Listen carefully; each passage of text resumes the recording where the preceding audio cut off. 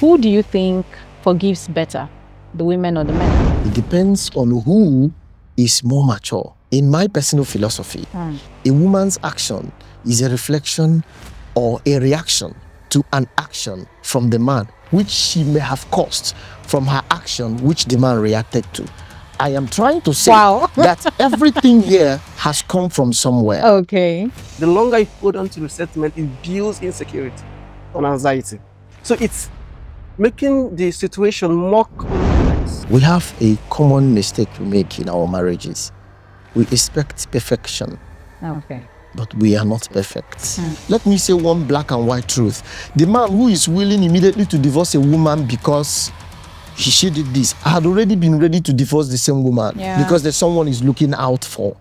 What are the signs that this relationship can't move further after this betrayal? Well, this question is not gender-based. It's mentality and maturity-based. You know, one thing about resentment is that it gives you a reason to see lapses that is not there. Yeah, Sure. That's true. Hello, everyone. Welcome back to today's podcast on Hornets Insight Podcast. And on today's episode, we're going to be talking about a specific matter that I am sure a lot of you would know something or a thing or two about it. It must have happened to you, someone else, or somebody you know. So today's topic is navigating trust after betrayal. And I know you will be thinking, betrayal is this? What betrayal are we talking about? We're looking at it in a marriage format. Have you been betrayed before in marriage, in relationships? Especially if you're married, what has it been for you? Have you ever been betrayed? If you haven't, what are your spikes? What do you see as a red flag for this betrayal? Do you think you can take it if you're ever betrayed? Or do you think you're the one who would do the betraying? So today we have special people in the house. We came well prepared to talk about this topic. We have Reverend in the house, Reverend Green. Welcome, sir. Thank you. And of course, we have a psychologist in the house, Mr. Ariel. Thank you. All right. So I want us to take it a bit by asking, what exactly is betrayal, Reverend? Okay, if we take from the Bible, Judas Iscariot gave Jesus Christ in order to gain some coins. So betrayal could be when you are given out into something that is not worth it. I would use that word, something that is not worth it. In a marriage, it could be when one of the spouses gives out what should be given into the house to another person. When there's a sexual exchange between a couple, but not inside the house and outside. Betrayal could come in financial setting where someone has it in the house, but is not putting up in the house, just putting it somewhere that is not worth it. So when he betrays, just, let me use the word disappointments that could hurt one of the spouse. That's what I would say. Yes. So is it the same thing to you? Yeah, in stretching it further, betrayal, like you said, can come in other forms. But most of the times, betrayals are seen as an action done by a person that is unexpected of them to do. So people can interpret anything, different things as betrayal, depending on what they have agreed on or what is their expectation of each other. All Right. right. So it depends on the case and who is involved and what it was involved and what happened. Okay, so let's pan it now to infidelity. So we're not looking at the financial aspect now. We're looking at sexual infidelity in the marriage. So when it has to do with that, who do you think forgives better, the women or the men? That's Reverend Green, please. This question is not gender-based. It's mentality and maturity-based. Okay. It's either the women or the men. It depends on who is more mature. But then when we look at the ability to absorb shocks, women are forced to forgive more. Mark my word, they are forced to forgive more. The environment has a way it makes a woman do what she doesn't want to do because we normally think the word is a man's word. You see, even in the Bible, if a woman is caught cheating, she can be divorced. What about the man caught cheating? What will happen? So because women see it as we are helpless, we can't do anything, we are the ones to be sent out of the house. So, let me forgive. And sometimes it's as though, okay, we also have these children, we can't abandon I can't leave my them. children. Let me just forgive. Wow. Wow. This is quite interesting. So do you think it's actually correct? Yes, but in I would say it's coming from a psychosociological and physiological factor. Yeah. There are reasons as to why both a man and a woman will see betrayal differently sexually and how they deal with it more or handle it. Like for a man, the social physiological factor as to how he sees infidelity from a woman is different from a psychosocial physiological factor when a woman is expressing the same thing. So if we look at that, it gives us a different kind of angle to Okay. look at the situation and this case of infidelity when it comes to who what's expected of them. Like for a man, a home head of the family and all that, you see that when it comes to the head of the family socially and psychologically, how does it deal with a woman that he has paid a price for and calls his own? Wife. Yes, wife, when she goes out of the way against the vows to sexually betray the trust they have in the marriage. Now, the man on the other side, if you go to people who see differently Mm-hmm. socially as to how they perceive marriage Mm-hmm. and sexual involvement, you see that men will tell you, depending on their culture and background and religious back into it, they could tell you Yeah. that they have the right to take more wives if that be the case. So they can say, "Oh, I slept with her, and she's pregnant for a child. I could pay a bride price for her and take And her as bring my her in. wife." Hmm. Now, honey, you have to deal with this development, right? Yeah. Sorry, that still goes to they are forced to Yeah, they are forgive. Now forced. you see where he came in, but Yeah. but still on still, there's other cultures where women expects that, like they don't see it as a betrayal. Hmm. It depends on the social cultural backgrounds to that situation, right? Okay. So then, if it's a situation where it's monogamous relationship and it's different now, Hmm. so now it comes back to maturity, Okay. ability to deal with this thing, go through it, and let's go of it. All right. All right. So, I would ask you, Reverend Green, what are the common challenges that couples face while trying to rebuild trust after betrayal? Before I talk about the after betrayal, we have a common mistake we make in our marriages. We expect perfection, Okay. but we are not perfect. Hmm. My wife has not betrayed me, but I am prepared, knowing that she's human and also woman. Let us accredit them with being the weaker vessel. So I know that anything can happen. I teach people as a therapist. I conduct forgiveness coaching Hmm. so that we learn how to forgive before it happens. When we say most times, I've forgiven you, we vocalize it, but it may not have happened. So if people understand the fact that the worst can happen, when the worst happens, they will not have a way of dealing with it. So we are supposed to be talking about, we expecting, we are rational human beings. We should expect anything to happen. Now we start thinking of how do I handle this if it happens? I will just use this illustration. While we were walking the ways preparing for our traditional marriage, we sat down one day and started writing the what ifs. She would say, what if you get up one day to see that I've messed up with your best friend? What's your actions? I said, because I know my best friend was my best friend before I married you. And I know that I have married you. I'm not going to marry that my best friend. I'm not a gay. If I send you out of my house, which angel will I bring in that will not mess up with the same best friend? He became your best friend because he's your husband's best friend. So it is the best friend thing that has weakened your willpower. Then let me take the blame. I brought the person that will spoil what we are doing. This is me. This is truly who I am. So I have a ground to forgive you now. She said, what about your best friend? I'm not sending him away. That mistake is not meant to happen again except you give chance to it to happen. So this is mine. We have our own ways of thinking. Okay. If we expect the worst, when they come, we are soldiers armed. We can handle it. Wow. But when we don't expect the worst, the truth is there won't be any way to handle it. We have family therapy. Yes, we run rational emotive behavioral therapy. We run cognitive behavioral therapy. When you finish your therapy, my brother here, psychologist, will be my witness. When you finish your therapy, the man you dealt with still has his willpower to decide whether to align with it or not. As a priest, when you finish your consultation in the church, the person you spoke to still has their decisions.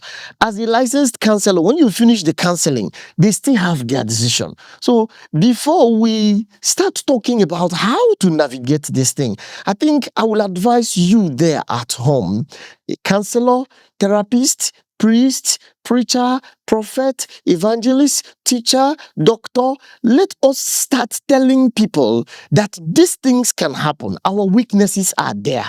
So if it happens, we start teaching ourselves earlier how to deal with it. Okay. And coming to how different people deal with it, it depends on, like he said, let's use religious background. Some people have anchored on the word in the Bible. When you see her with another man, divorce her. So they are always ready to divorce. Let me say one black and white truth. The man who is willing immediately to divorce a woman because she did this had already been ready to divorce the same woman because there's someone he's looking out for. This is my own view. I'm not putting it on everybody. And then if we look at that same Bible, the Bible said you should not forgive only when someone has sinned against you 70 times, 7 times, which is 490 times. And I've done some calculations in my own mathematical way of expressing forgiveness to see that even if you forgive one sin in every 3 minutes, you forgive 480 sins. You have 10 you are yet to forgive. And not even Satan can sin against you once in every 3 minutes, which means our obligation is to forgive. And the Bible said, be at peace and in love with all men, without which no one shall see the kingdom of God. Looking at the challenges that couples face while trying to navigate through betrayal, what about the resentments, the lingering anger? This, of course, these are humans. Yes. We are not celestial beings. Yes. Even celestial beings get upset. They get upset. Exactly. They So strike and there kill is people. this lingering anger, this sometimes resentments, sometimes trying to communicate something and then there's an outburst. Okay. So how do they cope through it? Let's hear from the psychologist. How do they cope through it? It has to be a thing of comprehension and understanding. Now, like they always say, if you want to solve a complex problem, you break it down in simple forms. So break it down in the tiniest of its forms. Why am I resenting? Okay, they've asked, okay, it has happened. And the person who did it has pleaded for forgiveness and is promised not to repeat the same action again. But now you are lying or resting on some resentments based on a thing that is hanging there. So what is that thing? It could be yourself, it could be your pride, your ego has been hurt. I know those things are thinking about is resentment. Well, is that ego there? Why are you feeling hurt again after you've been forgiven? After the person has asked for forgiveness. Now, take it down into simple terms. Moving forward is a way out of this now. We are asking for forgiveness, way forward.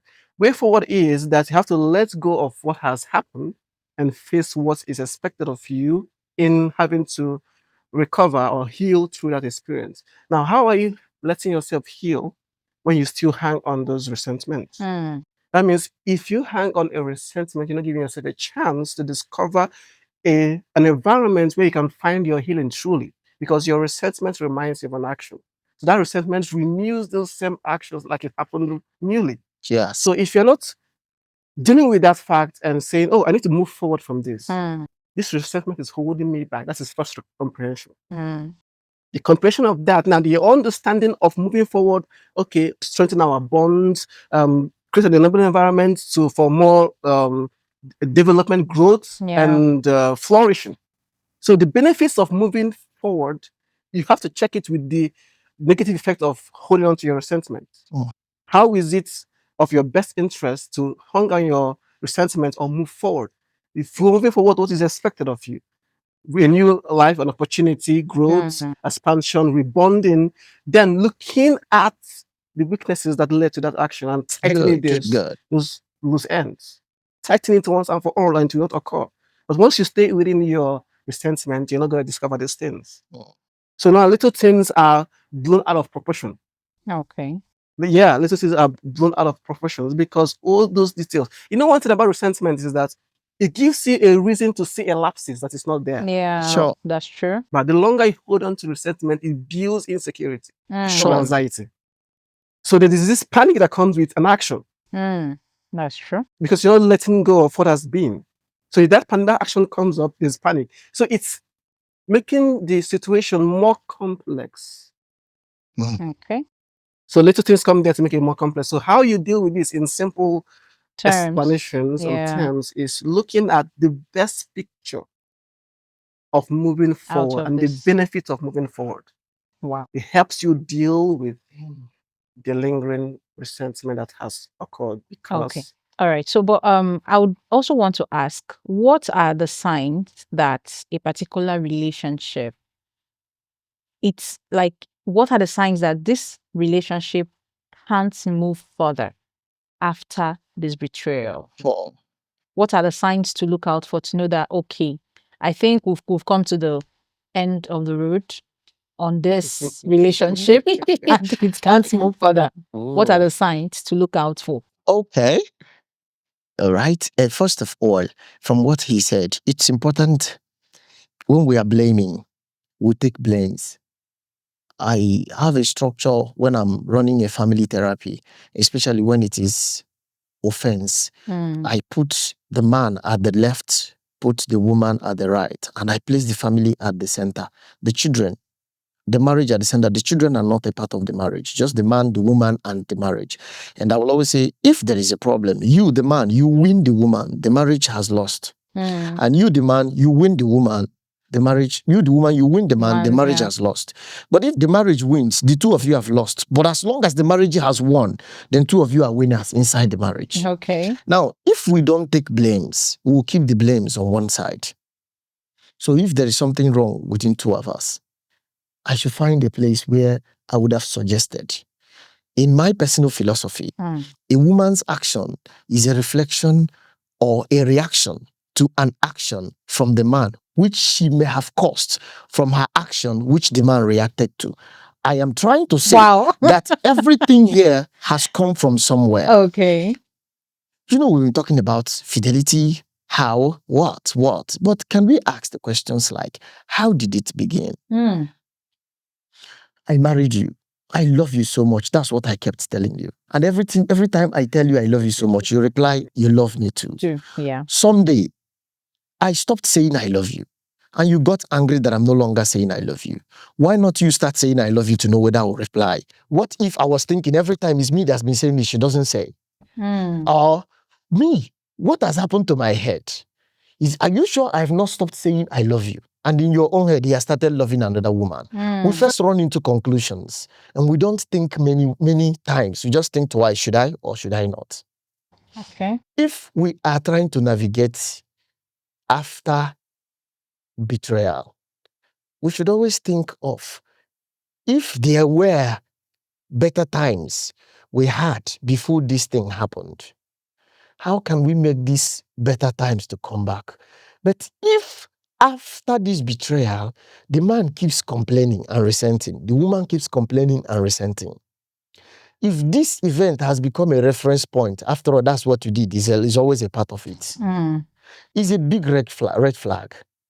And if this woman cannot endure, rather keep telling others what has happened and keep telling others, it touches a man's ego. Yeah. And if the man keeps doing the same thing, it touches the woman's security. The man in all he wants is his ego. The woman in all that she wants is her security. The ego will protect the security and the security will secure the ego. So these two people are not independent of themselves. 1 Corinthians chapter 11 verse 11. In connection with the Lord, neither is the man independent of the woman, nor the woman independent of the man. So two of them are together. If we are still holding on these events, showing I did not forgive you in as much as I said is okay, making reference to it at all times, withdrawing from you because of that thing that happened, creating another life for myself without you is ox blood flag, is not just red. So it's already a very big sign It's ox that blood. this relationship has The gotten. sign in the traffic say don't walk. Wow. So I'll ask you, our esteemed psychologist, what are the communication strategies for a couple facing this challenge to employ to actually work out something and make it work? For those who still wants to make it work. Yeah, I mean after the betrayal. Exactly. Yeah, it's simple. I used to tell people that if you want to avoid an event from happening again, change the actions, change your pattern.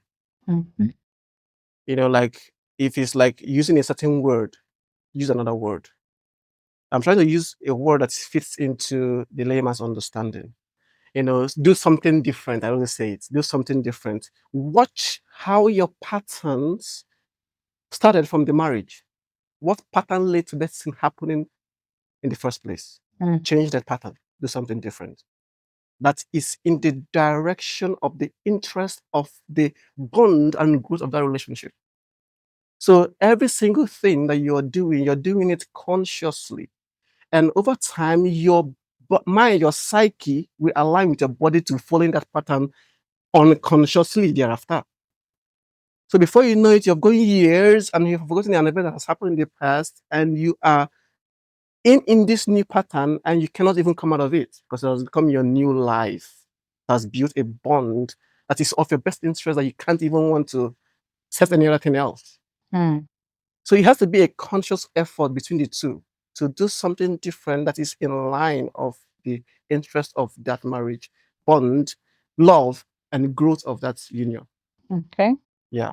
So basically focusing on the solution to growing that union. Yeah. And now this thing has to do, because Reverend Green here will also understand what I'm trying to say. This has to do with mental strength. Sometimes people can start something and not have the mental strength to finish it. Yeah, that's So true. they need a mental strength. That's why I said consciousness. You have to make sure that every day you are conscious of the fact that you need to work on this. Mm. And every single thing that tilts you slightly away from it is a threat to your journey, where you're going to your vision. Sure. So you Yeah. are canceling that in you are deleting it as much as you can, not giving it a second thought, because you're focused on something. And now, if so in case, like I would say, if I would advise couples who wants to go into marriage and they're looking at possible betrayals, I would say there's one thing I'm gonna tell you that you need to look into to avoid in case of anything betrayal ever happening. First of all, you both should be sure of your readiness to get into this union first. So it's a conscious effort that you have to do from day one to make sure that you uphold the interest of that union first. Secondly, you have to constantly communicate. Mm-hmm. Oh, Communicate is a very powerful tool, but people overlook it. It's as powerful as the air that you breathe, Mm. because communication informs you and empowers you. Yeah. So if you open and you communicate, every single thing, if you notice a thing that is different, speak it up. It helps sustain consistency. What about those that actually speak up, but the other person is not actively listening? The person is passively is flying over the ear. Because the person is not conscious enough in the marriage. So the person is the lapse is there. So it's not even the fault of who is communicating, it's the fault of who is listening. You are on a high risk, you're playing on a highway. Mm. So that's why I would say, because he's not listening or she's not listening, is because the person has not made a conscious effort of the journey of what you've gotten into. This is a marriage, it's not a playground. Mm. First of all, it's a marriage, not a playground. So Yeah. it's not for people. Imagine going to a school, paying school fees, and you don't listen to your teacher. You've wasted your school fees. Mm. So someone passing information to you and not listening, you are wasting whatever resource that has been put into that Into building that. that union. So you're wasting. And like they will say finally, that prevention is better than cure. That means it has stood the test of time. If you as a person understands that you need to prevent a thing, then cure, you don't have to spend money on cure or spend resources on cure. Just like Reverend Green said, there is a place for validation. in a relationship, in a marriage. Yeah, there's one more thing I wanted to say before you come to that. That is very, very important, as well as consciousness. Mm. Communication is one more thing. Empathy. You always need to put yourself in the shoes of your partner. Oh, Once you discover this, I can tell you, you won't give room for things that will. That is for someone who is not married to a narcissist. I have Narcissists don't have empathy. I have a little bias. They don't even bother putting themselves in the other person's shoes. Yeah. Even when they do, they'll still tell you, I wouldn't have done this. So it's a problem of y- it's a problem of the person, individual problem. It's an individual problem. exactly. So if you are going into a union, okay, let me be straightforward. If you're dating a guy that's a narcissist, you should know. And sometimes it can be very hidden that you wouldn't know. I have seen a lot of cases of that. Like I said, I have a bias, a Yeah. little bias from what he said. That the problem is not from the person complaining, it's from the person who is not listening. You know, when we balance life, we see that some, like I said, action starts as a reaction to an action, that's a reaction to another action, that was a reaction to another action. Maybe this person has been saying things that are awfully unnecessary and negative. And this guy has decided to stop listening. And it is now that he has stopped listening that this person wants to say something that is useful. Humans are difficult to go back to what they've vomited. I want us all to see from the point that in anything that happens, there is no one that is free. The two persons are guilty. And if they accept their guilt, then we can settle it. I found out sometime a story from a dear friend of someone who their challenge had something to do with the bedroom. It was a sexual issue. So when they come to a therapist and they want to talk about it, they don't even know where to start. So most time they just talk about the physical thing that you can literally talk about. She doesn't keep the house clean. She doesn't do this, you know. But nobody now goes to the nitty gritty to say, oh, I don't like the way she performs, or I don't like the way he performs. He doesn't do this for me. And sometimes the person will be like, no, I do my best, you know. So usually on things like that, and somebody now goes out and has something outside, it's as though, okay, I'm not enough. So that's the reason he went outside. Or I'm not enough, so that's the reason she went outside. I've been waiting for this to come. Okay. Because I have them come to the office for therapy. And the man will be saying, this girl is just a stubborn fellow. She doesn't listen at all. And the girl will say, I don't like something about him. He's always a commanding person. But when you're speaking like this, I already know why you're here. And you know you are here for this, but you can't say what you're here to do. We have to break the ice. Okay. Now, I think sexual communication is one thing I tell girls to start before they say, yes, I do. Don't just say, yes, I do because he's handsome, because he has some money, he's influential, he has affluence. And you know yourself, your libido is high. Talk. I have a very high libido. Me, I don't. If you ever say, then I'll manage, then you are guilty if you stop managing somewhere. Everything about marriage needs to be talked about before they start. So if the girls, because they are excited to show the ring, go into it without questions, when things come up, the 90% of the blame is theirs. But let's come to reality. Anything sexual has to be the kind of agreement between the man and the woman.